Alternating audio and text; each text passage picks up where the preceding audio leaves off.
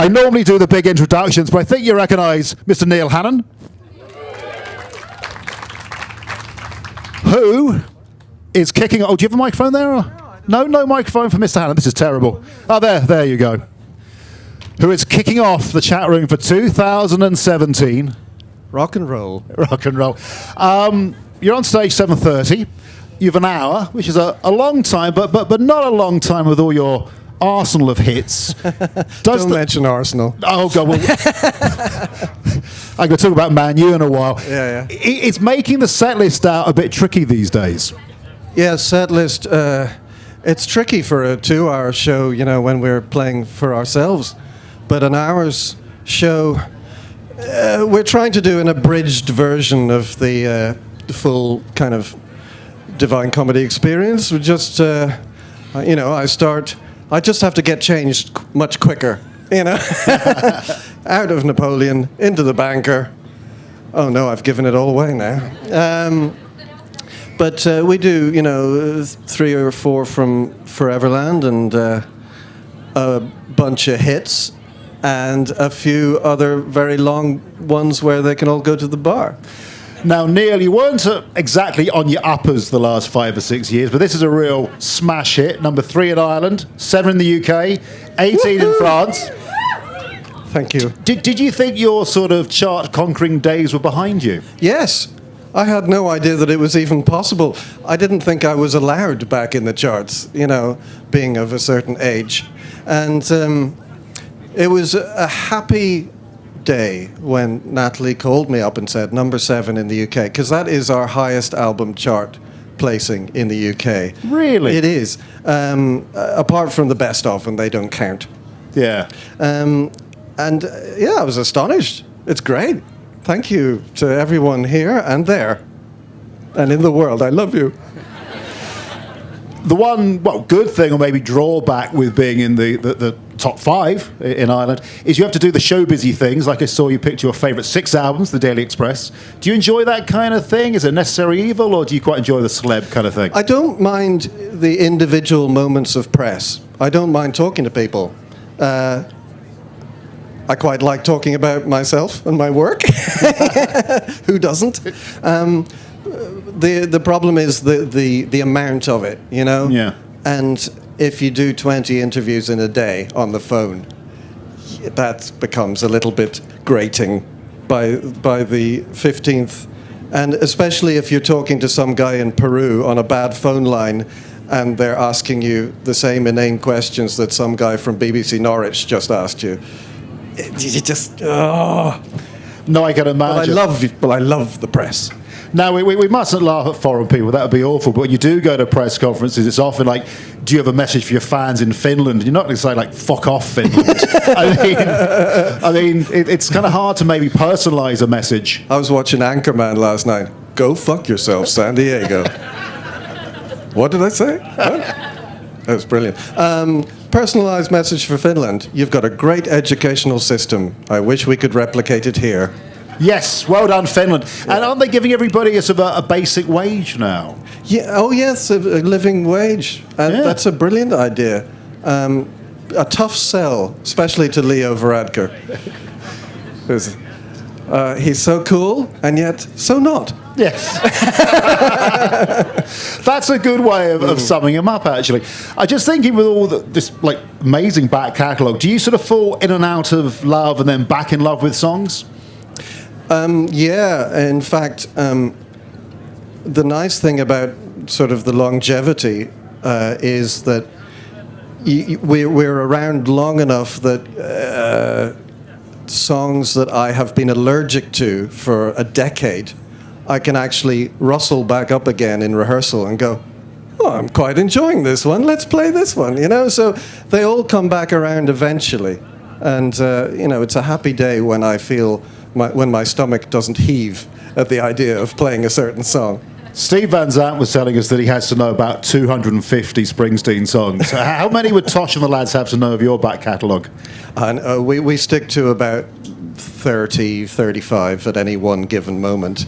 But they amaze me, quite regularly with remembering stuff that I have forgotten, So they're extremely clever and diligent musicians. My Lovely Horse, would that be a song you've ever tired of, or is it always nice to dust it down? Or the amount of covers is quite incredible, isn't it? Even in interviews, I can't get away from that. I know. My Lovely Horse is an odd one because obviously it was written in about 2 seconds for a comedy show, which, you know, even when I wrote that, the first series had only just been out and, you know, it had done all right. You know, we didn't know that this was becoming a cult classic. And so the way that it's snowballed over the years is, I can only be happy about it. Although it is hilarious, you know, you're literally doing a show in Istanbul and somebody goes, "My Lovely Horse," from the back. I think there's somebody sort of being planted at all the shows to do it. I just remember being up at Ardgillen Castle for REM years ago, and Moby sort of doing a very serious full-on set, and then he comes back with his guitar, and it was a very surreal moment. But he did a good version. He was word perfect. Yeah, and was Ardal O'Hanlon on that as well? I seem to have a feeling that he... I was a little drunk at the time. Sang with Moby. Yeah. I've never seen or heard this. I'd say. Is it on YouTube? It has to be, but Moby nailed the song. You have a very fine badge on your lapel.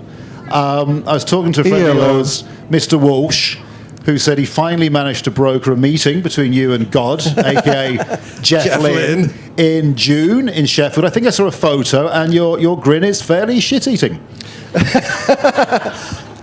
I mean, it was a difficult process trying to get to meet him, and the security were having a bad night, right? And Jeff was having a bad night, but it was the only person that I would, you know, stick it out to the end and basically buttonhole him in the corridor for. You know, I did that for Scott Walker and Jeff Lynne, nobody else. If it had been Petula Clark, who I adore, I'd have been out the back. I wouldn't care. Yeah, I'm not going to stick around for anybody else. But it had to be done. It's just one of those rites of passage, because I don't know. He meant so much to me as a kid, and even though, you know,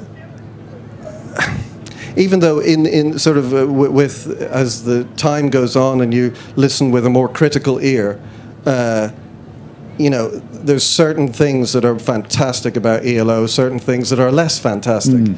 You know, it's not perfect, but you have to be true to the inner child, you know, to the inner fan. And did you get a chance to ask the question? Bit of dramatic music there, just to underpin. We need sound effects for the interview, I think. You know, dum dum dum. But was there a question that you had to ask him but didn't? We didn't have time for that. It was literally, oh my God. And he went, hang on, I can't really do a Brummie accent, but it was like, oh yeah, you've written some good tunes. Oh, thank you. That could be on the poster. You have too. Good night. I imagine, I have asked you before myself, there'll be one or two people here who'd love to just hear about the Scott Walker encounter for the first time. Oh, crikey. It was so long ago I can barely remember it. In fact, I kind of blanked it out over the years because all I remember, I'd literally kind of found out where he was going to be for the Uta Lemper album that we were working on, and he had a song on it as well. And I twisted somebody's arm to tell me where they were mastering, and he was going to come along, and I just went down there. Those were the days when you just went places with no idea of what might happen, and I just kind of hung around, and there he was. And I can't remember what I said. I probably just sort of cried. Yeah. I had a plastic cup of water in my hands, and at the end of it, it was just water all over the floor and clutching a piece of plastic in my hand. Now we'll switch into sporting mode. Before we talk about Man U, Ireland now a full test nation. Yes. About bloody time. Did you celebrate that? It's fantastic. I celebrated it on my own with a beer in front of the news. All right, I said. No, that's fantastic, and I can't wait to go and support them. Really, whenever that might happen. I mean, obviously, there's a brand new Pugwash album coming out. I've heard one or two tunes. It's fantastic. I've heard it all. It's fantastic. It's very good. You obviously have several more years of touring for Everland, but might there be a reactivation, even a one-off Duckies reactivation to celebrate the first test? Well, I'm not sure about the first Irish test, but hang on, what year is it now? When did we make that first album? 2009. 2009. So this is 2017. So in a couple of years, we've got to do the 10th anniversary, I suppose. Has to be. We'd like that, would we? Now, we've all been laughing. Smattering of applause. They really want it, Neil. We've all been laughing at Arsenal the last week, and I say that as an Evertonian. But Man U off to a flying start. Lukaku scoring goals for fun, the bastard. Are you quietly confident for the triple? Not the triple, no. In fact, I'm still not completely confident that we'll win anything, but the fact is that it's actually enjoyable to watch the games now. That it hasn't really been fun for a few years. It's been a bit kind of lacking in focus and ideas, and now it's kind of, oh my God, that is great to watch. You know, there's a plan, which is a nice thing for a fan. And I just hope we're up there challenging for the Premier League. It's going to be great to watch. No, unfortunately, you look pretty good this season. I was thrilled the other week to meet the first transgender character in Doctor Who, Bethany Black. Oh, right. You obviously wrote music for The Good Doctor. Oh, I actually just sang on a piece of music. Yes, it was your man Gold who wrote the music for it, and he got me to sing a song for it, Christmas special, a while back. The only problem is I can't really talk about it because I don't watch Doctor Who. Oh, I was going to ask you about Jodie Whittaker and where you stood on this very contentious issue. I mean, things like that, I feel like I oughtn't comment because who gives a shit what I think? And also, it's so patently obvious that it's fine. Yes. That really I don't want to, make the question more valid by answering it, if you know what I mean. Of course there can be a female Doctor Who. There could be a female Pope if you wanted it, it's all very silly. It was bizarre seeing people saying, I can't buy into this, but you can buy into the idea of a two-hearted, shape-shifting, regenerating alien. That's fine, but being a woman, no. I know. I mean, I've never been much of a fantasy person myself, or sci-fi, to be honest. I mean, I like the good ones. I like Star Wars. I like E.T. But, even the Harry Potter films kind of annoyed me after a while. They got very long and tedious.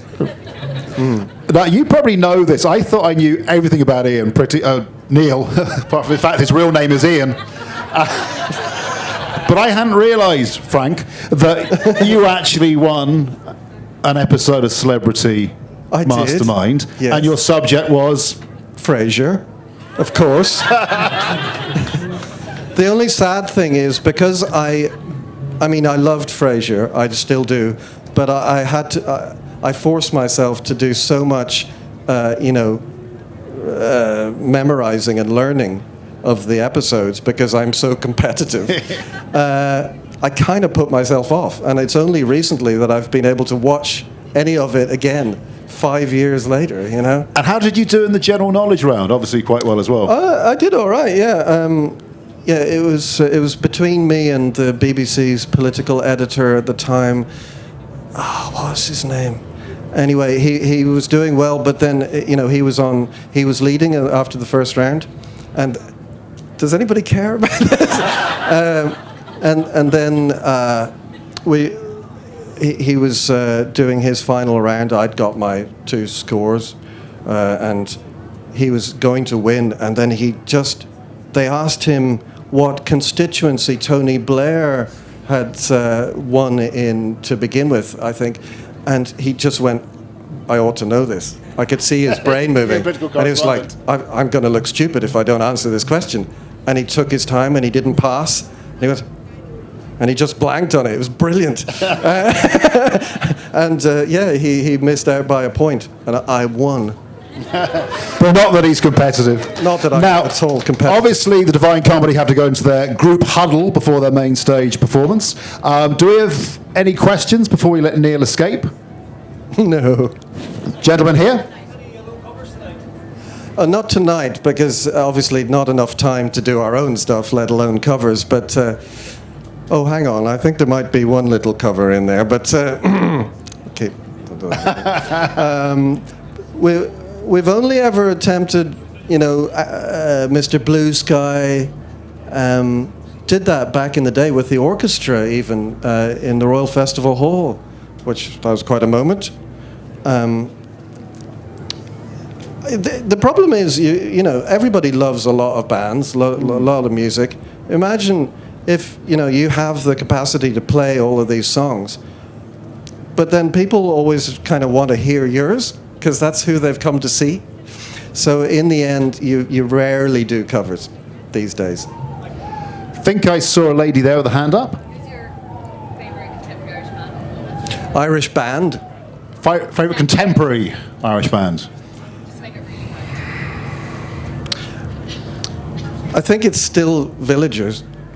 I know Connor quite well, and he's lovely, but it's lovely to sort of. It's lovely to hear a band these days where you really have to listen to the lyrics and get stuck in, and think, what the hell is he on about?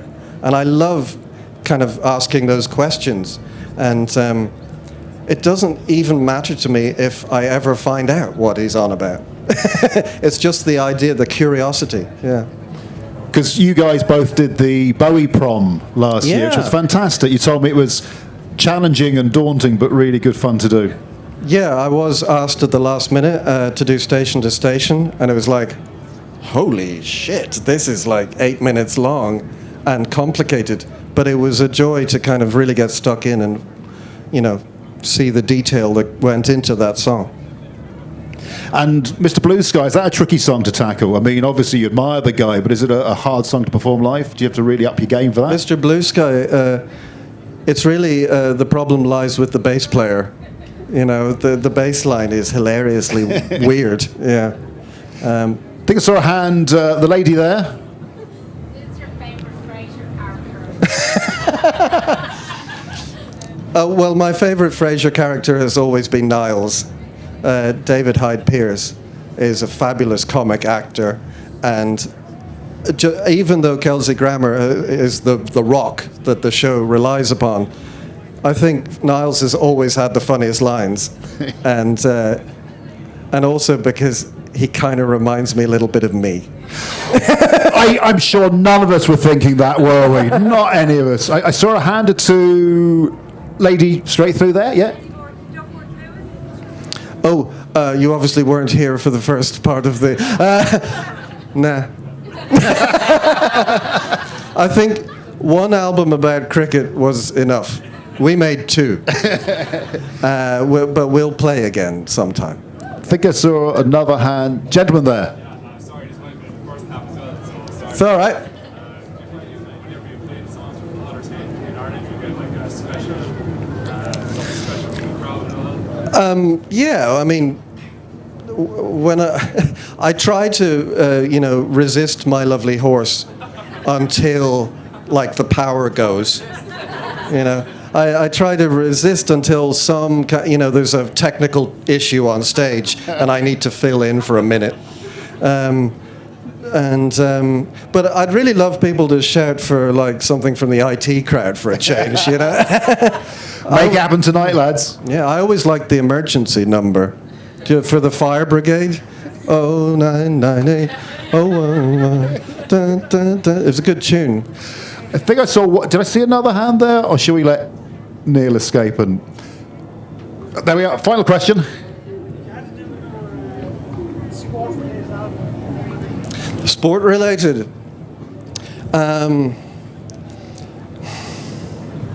I mean, cricket just seemed to be the only sport that could handle this kind of, songwriting. Football, there's been too much dodgy music written for football.